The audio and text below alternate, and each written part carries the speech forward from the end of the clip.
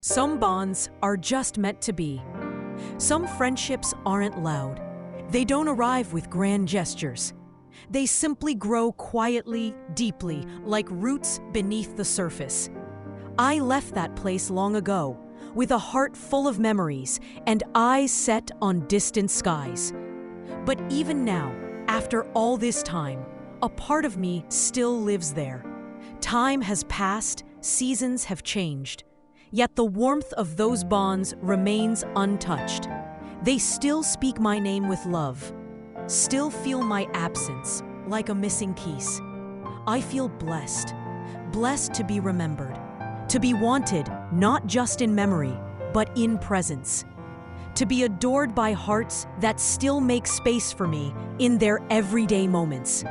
It felt like something from childhood, a connection born not of roles, but of souls. Some friendships don't fade with distance. They echo in laughter. They linger in stories.